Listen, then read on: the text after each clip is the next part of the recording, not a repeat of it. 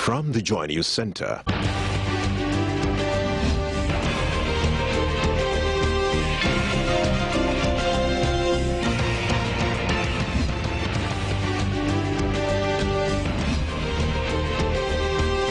This is News at 8.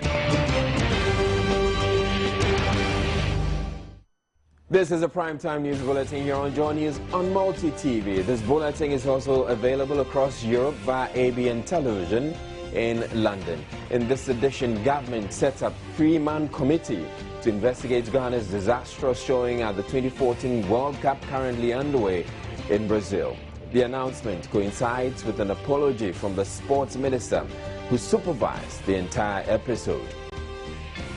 One man protester takes to the streets of Accra over what he says is the worsening economic conditions in the country. The Trade Union Congress also wants government to reintroduce subsidies on electricity and water. And West African countries resolve to improve monitoring along their borders to check spread of Ebola.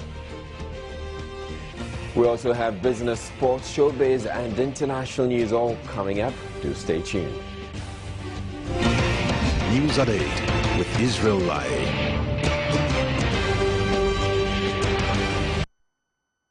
Now, very first story. Government has announced a three-man committee to investigate Ghana's disappointing showing at the FIFA World Cup currently underway in Brazil. A statement signed by the new sports minister, Barima Osei Asare, named the three as Justice Senyo Jamofa, an appeals court judge, as head of the committee, with a sports broadcaster and lawyer, Moses Fuamwening, and sports enthusiast Kofi Anoche Dako as members. The setup of the committee was promised by President Mahama after Ghana's first round exit at the tournament with just 1 point out of a possible 9, the worst ever performance at the World Cup. The exit crowned scandalous events off the field, including an embarrassing airlifting of $3 million cash on a presidential jet, an act which made Ghana a subject of international ridicule.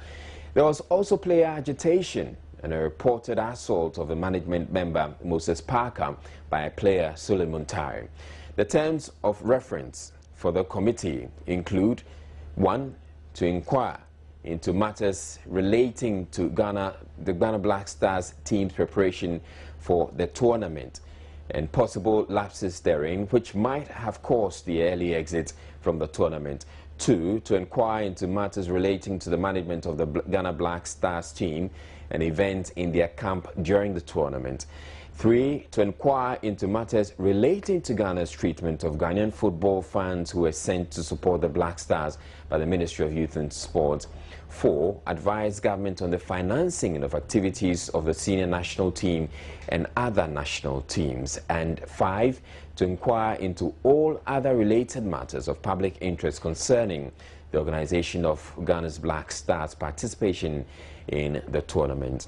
The committee has 30 days to present its report. The new sports minister, Barima Osei Asare, gave an assurance government will act on the recommendations of the committee, adding government believes a forward-looking inquiry will expose lapses to engender reforms to improve the organization of Ghana's participation in future football tournaments.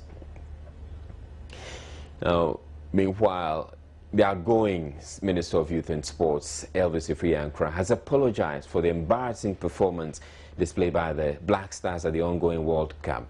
Ghana obtained just a point in Group G, its worst ever performance at the tournament, amidst claims of indiscipline in camp. Elvis Ifeanyi spoke on arrival at the Kotoka International Airport. The past few days have been very, very challenging for me. We went to Brazil with the expectation that we were going to do better than our previous performance. Unfortunately, that did not happen, and therefore Ghanaians are justifiably disappointed and angry. I am more disappointed than anybody else. And as leader of the delegation, I would like to use this opportunity to apologize to all Ghanaians for what happened and also for the behavior of the team, both on the field and off the pitch. Many things happened. for which I'll give an appropriate account at the right time. Needless to say that I feel the pain and disappointment of Ghanaians. Let me also use this opportunity to thank the President for the opportunity to serve as Minister of Sports. He has a prerogative to appoint and disappoint at any given time, and it was a very challenging ministry, and I thank all the people who worked with us there, the Chief Director, the Chief Accountant, all the directors and all the members of staff, and all the relationships that we built. But a ranking member of Youth, Sports and Culture, Isaac Kwame Esiema, is having none of that. He has rejected the apology of the outgoing sports minister for the abysmal performance of the Black Stars at the World Cup in Brazil. He is called for the establishment of a parliamentary committee of inquiry to investigate the matter, whose proceedings, he says, should be broadcast live to the public. The issue should not be personalized. It's not about one rendering an apology or not. It's about making sure that those officials who were in charge account for their stewardship. And that, as I said earlier on, whether reshuffle or not reshuffle, there should be accountability. I think that is the bottom line. And that's why we are saying that there should be a bipartisan parliamentary committee of inquiry. First of all, there will be a committee set up. A committee will look into the matters. And we are even asking that those proceedings should be held live. I mean, live sitting, public sitting live for Ghanaians to feel comfortable, free to tell us whatever happened there. Those officials will be given the opportunity to say their side of the story. That is, and after that, there's going to be a full debate on the floor of the House. All of you will be here to listen and to find out the truth for yourself. There is notice of motion. This is in the order of a of Parliament. So Speaker has admitted it. It's been admitted. So Speaker has seen the merit in the motion, that he believes that this motion is of national importance and therefore has been admitted. So that is it. So it's now before Parliament. The next step is for Business Committee of this House. Business Committee prepares, plans our programs and activities, give us the dates and everything. So the Business Committee will sit down and give us a date for this one to be considered. So that is it. So as we speak now, this is a property of Parliament. It's before Parliament. Notice has been given that this motion is before Parliament. In other news, West African countries have resolved to improve monitoring along their borders to ensure persons infected with the Ebola virus do not slip into each other's country. The cross-border collaboration are among a raft of measures adopted at a two-day meeting in Accra called by the World Health Organization. The world's deadliest Ebola epidemic has killed hundreds of people in Guinea, Sierra Leone and Liberia. At least 467 people have died of the virus since February, according to the World Health Organization. Ebola causes fever, vomiting, bleeding and diarrhea, and kills up to 90% of those it infects. Highly contagious, it is transmitted through contact with blood or other fluids. The officials recommended setting up a sub-regional control center in Guinea to coordinate technical support. The decisions involve governments, the United Nations, the U.S. Center for Disease Control and Prevention, aid agencies, and the private sector. The governments to organize cross-border consultation to facilitate exchange of information and agree on joint collaborative activities. Governments to strengthen surveillance, case finding, reporting and contact tracing, and to share information on Ebola virus disease with WHO in a timely manner. That government to continue to strengthen international health regulation core capacities, especially those essential to respond to serious public health events. And that governments pay their contribution to the African Public Health Emergency Fund to support response to outbreaks and other public health emergencies. There is no plan to close borders in a bid to prevent the spread of the disease, but instead, efforts at the borders to educate people about risk will be intensified. Closing border is not an issue because it will not work. What have worked practically that I have seen in recent time during this short outbreak is to have good case management services at the border points in countries where we cross.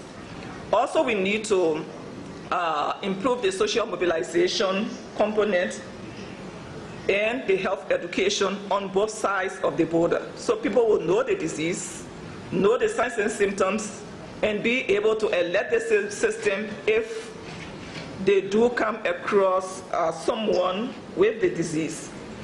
Ghana's outgoing Minister of Health, Sheriaiti, stressed government is going to build the capacity of the Nguchi Memorial Institute for Medical Research to intensify its research work. And currently, we are trying to set up a bioequivalence center in Ghana using Nguchi for clinical tests, together with some research centers in Ghana, so that they can carry out research into such fevers, and also to help us, with emergency response when it comes to detection of high fevers in the country.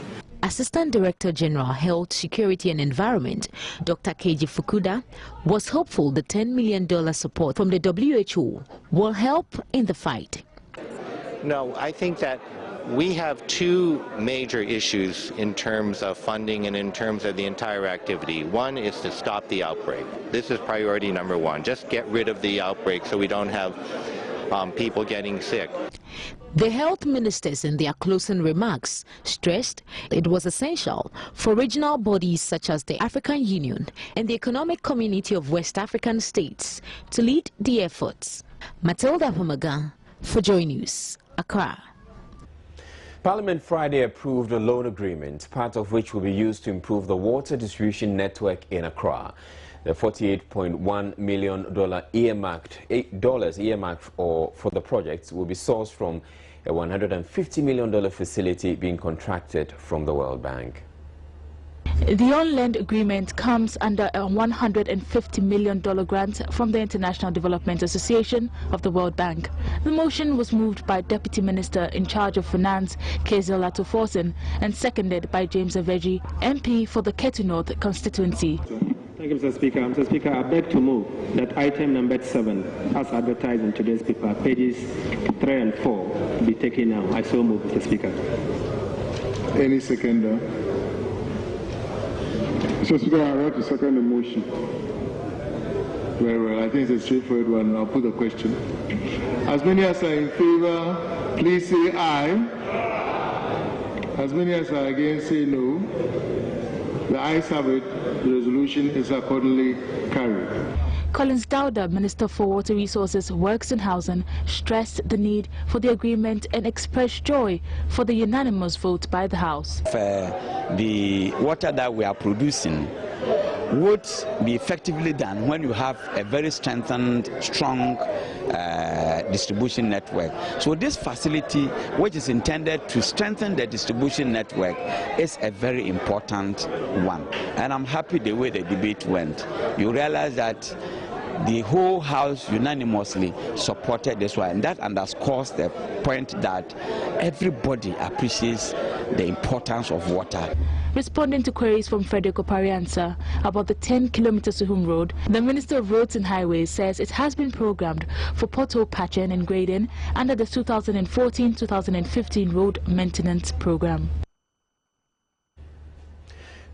The Menchia Divisional Police Command has arrested 10 suspected criminals for committing various crimes in the area. The suspects include phone snatchers, tricksters and pickpockets. A report by Mahmoud Mohamed Nuruddin. The suspects, Rashid Kakara, 39, and Kwabna Esiedu, 31, are said to have either swindled or snatched mobile phones from unsuspecting passengers. The divisional commander explained some of their tricks. They mingle with commuters at the various lorry stations surrounding the central market.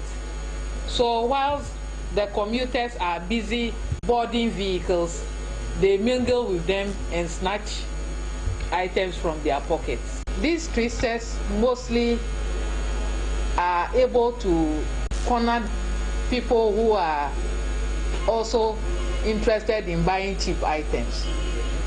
because how can one buy gold or even mobile phones on the streets? Isa Salifu, 38, Edward Mensah, 40, Ali Al Hassan, 20, Isa Ahmed and Benjamin Entry, 32, were also arrested for snatching people's phones at the Kumasi Central Market.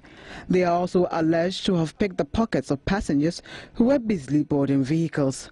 19-year-old Tawfiq Ibrahim is also in police grips for attacking a provision storekeeper at the affordable housing area in Kumasi. Tawfiq and his gang, including 14-year-old JHS student, succeeded in robbing 86 Ghana cedis with a locally manufactured pistol and knives.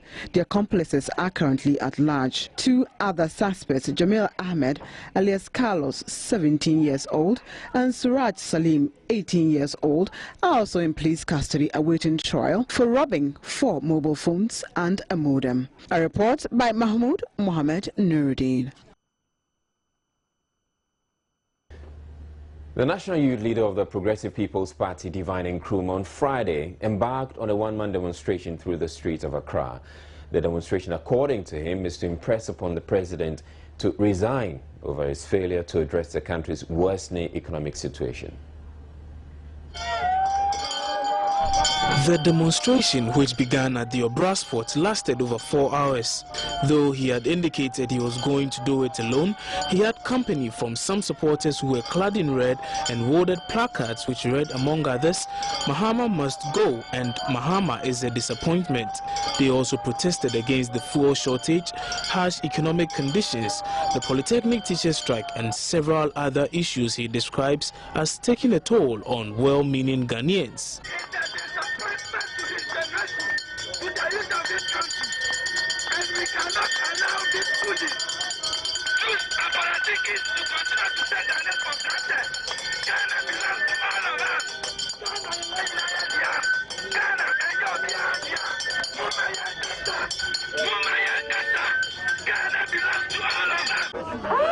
As they marched in the company of the police, Divine Nkrumah and other demonstrators expressed their disappointment over the current state of affairs in the country and charged the president to resign his post due to his failure to properly manage the country's affairs.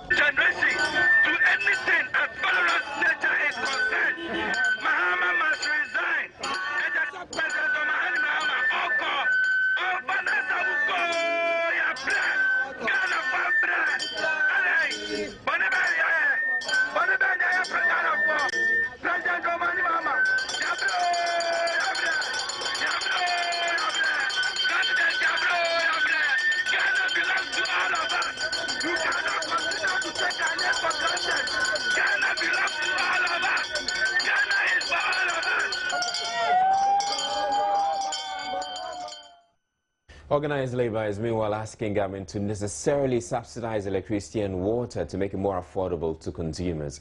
Their call follows a recent 12% increase in electricity tariffs, with water going up by 6%.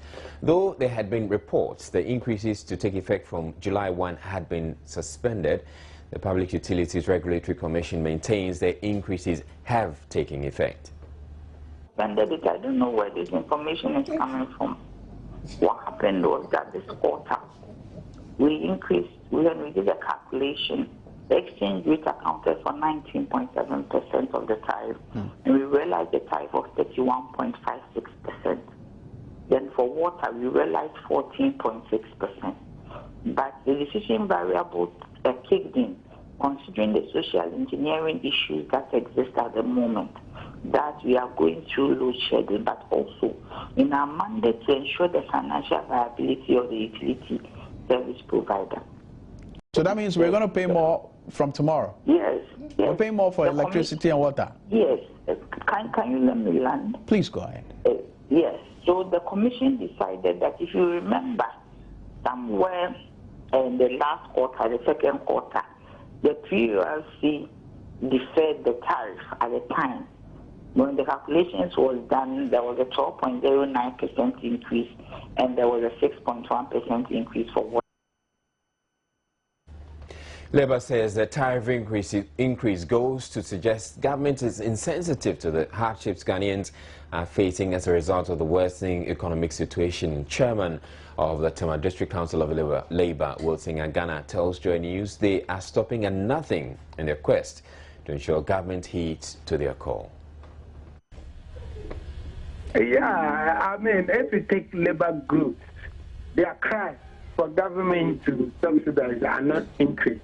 It's justified because the economic condition of the country is really harsh, and government or the managers of the economy really have to sit up and change situations so that labor groups will have it up, because cost of living is going up.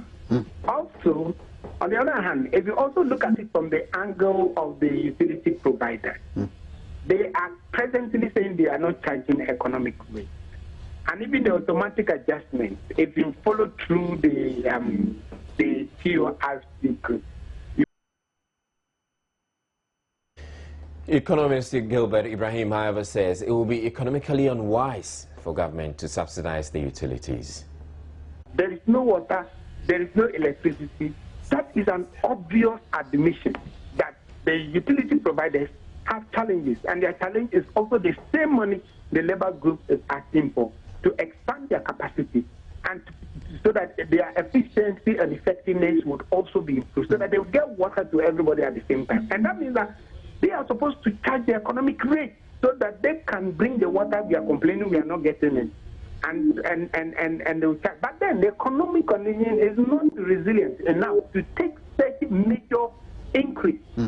So what we think is that government should manage, let the economic productivity and stuff fix up. The revenue of government will improve. The government will now be able to be in the point is that if government is taxed to subsidize, that government have the capacity to subsidize at this time where we all admit that there are economic challenges. The youth of Kumeu Besro are protesting an injunction order placed on an ongoing community center project in the area by Kumasi High Court. The youth say they are surprised at the turn of events because the judge had earlier permitted them to execute the project unhindered.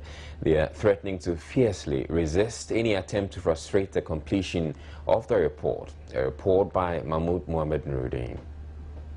The youth say the community center project started in March 2013 with proper documentation by a native of the town, C.A. Baswa, to develop and create jobs for the residents.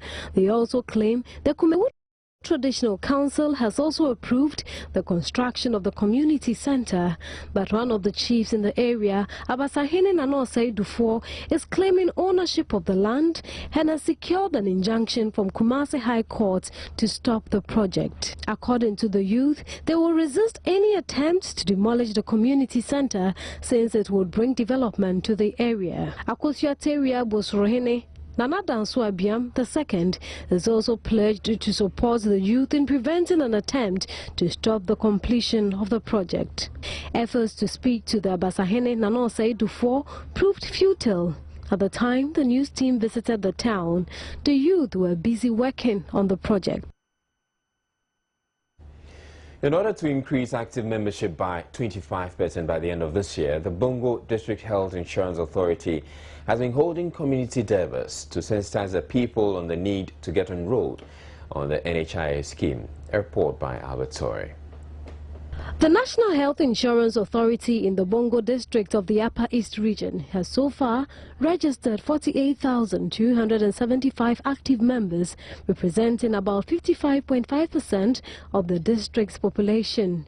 Being the district that recorded the least in active membership among the 13 districts of the Upper East region, the Bongo scheme decided to work harder in order to increase its active membership by 25% by the end of 2014.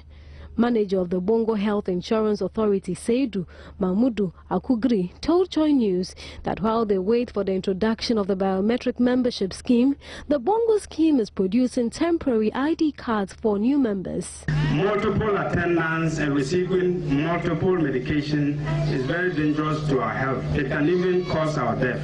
So I want to take this opportunity to appeal to service subscribers not to engage in multiple medications because it is very dangerous to our health. Mr. Akugri also urged subscribers to promptly and annually renew their health insurance cards in order to continue enjoying free health care. Alexis Ayumda Ayamdo announced the District Assembly's plans to help improve on active membership to the health insurance scheme. One key thing that I have been talking about, with the populace is for us to prioritize health, registration of health, health insurance scheme, as a matter that can help, alleviate our poverty, as something that can help give us, a befitting life to be able to do some other socio-economic activities. The community derbers were held for 2 weeks with the opening of zonal offices at Via and Zoko in the Bongo district. Minister of Gender, Children and Social Protection, Nana Oyeletha, has expressed disappointment at the ridiculing of government's free sanitary pad initiative targeted at schoolgirls in deprived areas. Speaking on Joy News earlier today, she cited research informing the decision. She also provided more details. According to Nana Oyeletha, research conducted in 2009 by the Oxford University established that female students absented themselves from classes because they lacked sanitary pads and other basic things, explaining there will be an official screening to target students who would need the pad. I have emphasized that this is a scholarship package. It comes with school fees, payments of school fees. It comes with payments of examination fees.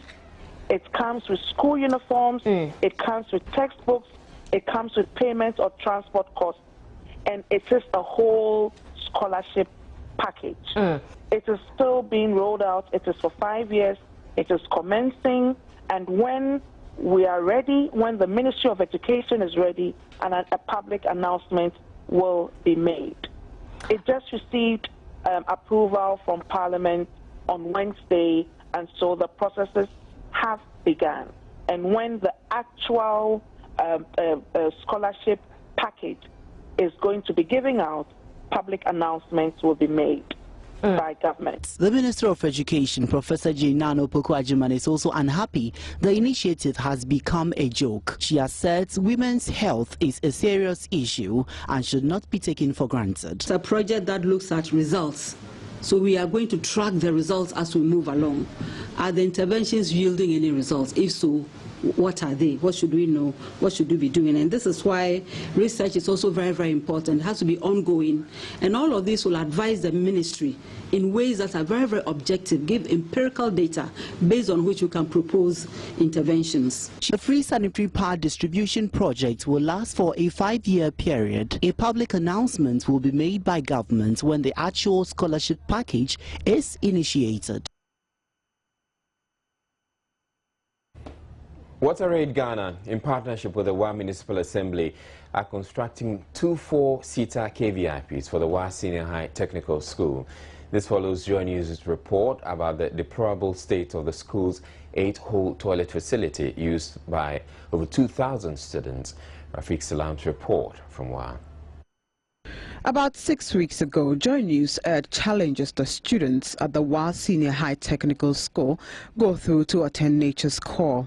The school, which has a student population of 2,200, has one toilet facility for both males and females. This forced many who could not afford to stay in the long winding queues in the morning to take to indiscriminately defecating on the school campus. One of the students narrates her ordeal. The inconvenience that we were having in this school was that we have a lot of challenges about our toilets. So now, but sometimes you used to go to they always open the forest gate for us to go and defecate there. But now the Joy FM has just fight for them giving us a new toilet facility. So we thank Joy and the Almighty Allah for them giving us a new facility. That's our toilet. Courtesy Water Aid and the Wa Municipal Assembly, however, the school will now get 2 separate 4-seater KVIPs at the cost of 22,500 Ghana cedis. At a ceremony to break grounds for the project, Wa Municipal Quantity Surveyor Tay Surface explained what to expect in the next 3 months. An 8-seater KVIP. This is made up of 4-seater each for the male and the female. It comes with added facilities. For the female, we are going to have a change room. We know what our ladies encounter during a period of the month. As such, the design incorporates such facility. Again, also, we will have a urinal for our gents also, where they will also go and they can easily do their thing. Wa Municipal Chief Executive Isahako Nuhu Putiahu told the students to cultivate a maintenance culture when the facility is completed. The headmaster Gitan Bayele was excited about the gesture, especially the support from Joy News. Since I was coming from Joy FM, I was very impressed with them. I'm very thankful to them. More grace to their efforts. Rafiq Salam's report from Wa. Now, memories of first menstruation, whether good or bad, are unforgettable and very important for young girls to know how to deal with the situation. But sadly enough, many of these young girls are not well educated on how to handle it the first time it happens. Matilda Womoga in the following report has been interacting with some teenagers about their first monthly. When a young girl goes through her first menstruation, it can be frightening, especially when she has no idea what it's all about. Having basic information about your menstruation before you have your first period should enable you handle it without fear or embarrassment. But many young girls have no idea about how to deal with this experience. 16-year-old Doris shares her first experience. First of all, I had a serious abdominal pain. It was paining me, and I told my mother that, "Mommy, my stomach is paining me," and she said that, "What did I eat that morning?" And I said I didn't eat anything, but still my stomach is still paining me. And once and for all, I saw a little drop of blood in my pant. And my mother said I had my menstruation, and I said, "What is menstruation?" And she said I shouldn't worry, she'll take care of that. She adds, due to the excruciating abdominal cramps, she has on a number of occasions stayed out of school and also shunned the company of her friends. Normally, I used to pray with them, but if I am in my menses, I feel like somebody who is sick. I don't mingle with people, I just sit down quietly. Just like other young girls I spoke to, they had no idea what the menstrual cycle was about. They tell me during their menses, they will either have nothing to do with school till they are through or stay in the classroom till school is over. A moment, they say, is very worrying and affects their studies. Many of these young girls say they feel traumatized whenever it is getting to the time of the month, and they will therefore have nothing to do with school. The first day I experienced, I was afraid, but because I've been experienced before. I don't like coming to school when I got my menses. When the teacher is teaching, I will not concentrate on what the teacher is teaching. When I get my menses, I don't like playing, I don't feel like even eating, so I sit in the class quiet. If somebody asks me, I say my stomach is paining me, I will not tell the truth. Health experts advocate education for girls about to go through the experience. However, if you are a mom and your daughter is approaching puberty or just had her first period, you may also want to begin to educate her about the complications and implications that come with that phase of their development. In simple terms, sex education. Matilda Pomaga for Joy News. Coming up in Business Visit next, right after the break, the price of sachet water is going up. Stay tuned for the details. Well, a lot is happening on the business front, and as always, I'm here to update you. My name is Abigail Adumakwentri. To start with, from Monday, you would be paying 5 pesos for every sachet of water you purchase. This is because producers have decided to increase prices, citing rising cost of production. With this increment, the sachet would be sold for 20 pesos from the current 15 pesos, while a bag would be sold at 3 Ghana cedis. The Association of Sachet Bottled Water Producers say they were compelled to pass on the cost to consumers because it was difficult to absorb it. To some other story, the Trade Ministry says it has begun constituting members of the task force it is setting up to clamp down on foreign retailers operating in the country. Last week, the ministry announced the creation of the task force following agitations from Ghanaian traders. Representatives of the Ghana Revenue Authority, the police service, among others, will be part of this 13-member task force. The Ghana Union of Traders Association is meanwhile satisfied with government's intervention so far, but says it would closely monitor the activities of the task force when it becomes operational.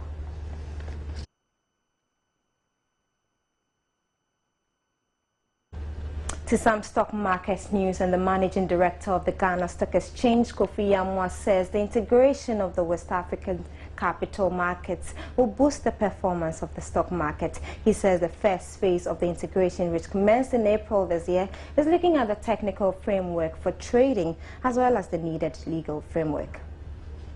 Capital integration will see the harmonization of listing, trading and settlement rules among the Ghana Stock Exchange, Nigerian Stock Exchange, Sierra Leone Stock Exchange and 8 Francophone member stock exchange. The integration program is in 3 phases and the first commenced in April 2014. The first phase is called Sponsored Assets Phase. The idea is that we want to formalize what the dealers are currently doing.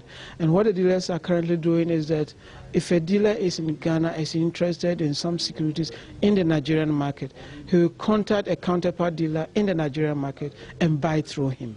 What we want to do in the first phase is to formalize that arrangement so that there will be agreement that will be signed between the 2 dealers in 2 different jurisdictions, so that if there's any failure on the part of one to satisfy the requirements of either purchase or sale, then the regulators in the various jurisdictions will come into play. Although member countries have different economic fundamentals which heightens the risks involved, Kofi Yamwa says the associated risks are being dealt with. Hopefully we'll go to the second phase and the third phase. The ultimate is for us to, 1, harmonize rules for listing, for trading, for settlement, and to encourage dealers across the different jurisdictions to trade across the market so that it will be easy for one company to list in Ghana and be traded across the West African region. In terms of the rest, we have a number of committees in place that are working on those various things.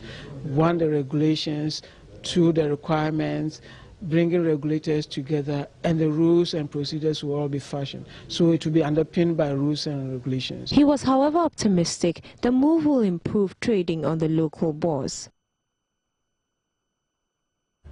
Now, cocoa farmers will be getting 212 Ghana cedis for every 64 kilo bag light crop cocoa being sold from today.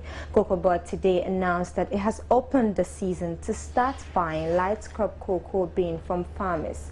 However, a ton of cocoa you will be selling at 3,392 Ghana cedis. And that'll be all for business. I'm Abigail Adumakwentri. There's more. Do stay.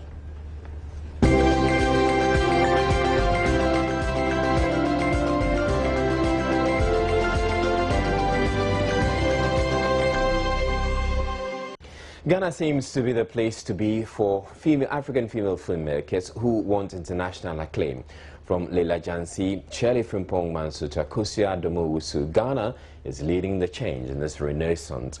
But does their sex have anything to do with the work they produce? Gender in film was a topic under discussion at the Adventures in the Diaspora Salon organized by Archie Africa. It was a lively discussion between Julia Pia, Nicole Amatefio and Leila Jansi, moderated by Majid Michel. You just asked a question about the difference between men and women when it comes to film. I think that you look at Hollywood and you have a lot of men directors, one because they look at the commercial value of what they're producing. Layla made her name on the big screen with award-winning titles like Ties That Bind and Sinking Sands under her belt. When it comes to storytelling, right? Yes, a woman has different sensibilities than a man has, but when it comes to directing, it's not subjective per se. It is to an extent, because directing is all about how you see an object. Julia, producer of the widely acclaimed Home Sweet Home and Run Baby Run, is a veteran of the small screen, churning out TV series that have kept Ghanaians glued to their sets for decades. When it comes to films like Layla would make, people will not go to Opera Square, or the market would want to see it, say, at the Silverbird, or if she has like a premiere, everybody throngs in. So you find that people maximize the first few days. Once you premiere it, first day, first week, you make your mega bucks, and everything else is extra. So you find that the reason why we have the shops for the Kumawood movies is because they like to buy and watch. Most of the sophisticated market are exposed or can afford DSTV or can have all the other platforms, satellite stations. So that's not the market. Nicole is the latest sensation in filmmaking, whose production, An African City, is the first web series accredited to a Ghanaian. So then what is pure African? When I set out to do An African City, I wanted to see African women in an open dialogue about sex and sensuality and sexuality. The audience were given a chance to engage the panelists and seemed to find the discussion educative. Well, this is interesting. I hear that these forums are held, every month.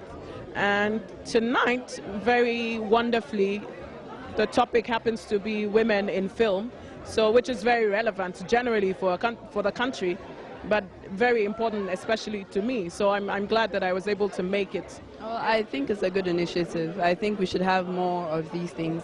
The only thing that I would hate to see is that the contributions and the comments and the suggestions will be taken for granted. It's a growing industry. It's potentially very lucrative. I want to see more originality. I think that things are so modern and there's a lot of light on modernity. I would love to see Kumawood collaborate with the modern movies. Adventures in the Diaspora Salon is a monthly discussion forum which highlights the achievements of creative people and their role in the development agenda of Ghana. Right, let's talk about the World Cup, and there's a lot happening in the quarterfinals. Germany making it through to the quarterfinal after they beat France by 1-0. Well, you might call it a lack of concentration out there by that French defense. Let's have a look at how that goal was scored. Paris and Berlin close. France, the teasing all-or-nothing unpredictables of the world game, springing back from their South African collapse of 4 years ago. Or Germany, eternally reliable, seeking here to make their fourth semi-final out of 4 in the Tweedos.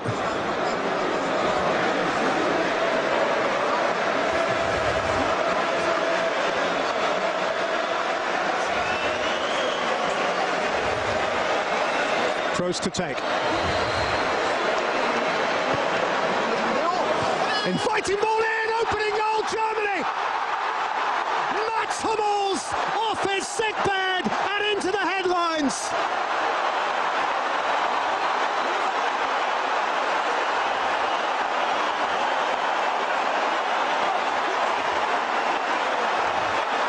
Germany just know how.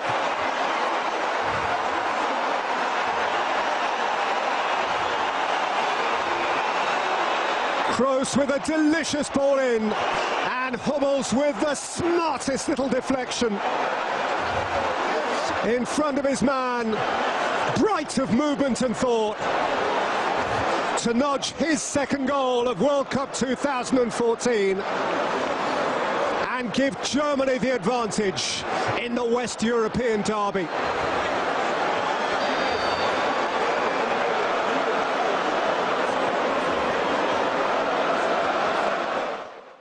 All right. right, so that's how Germany qualified to the semi-finals. That'll be played on Tuesday, though. But who do they play? Brazil are currently locked in the game with Colombia. They lead by 1-0. They only goal scored by Thiago Silva after, again, shambolic defending by that Colombian defense, allowing him free in there. Just tap the ball into the net. 1-0. Brazil lead now.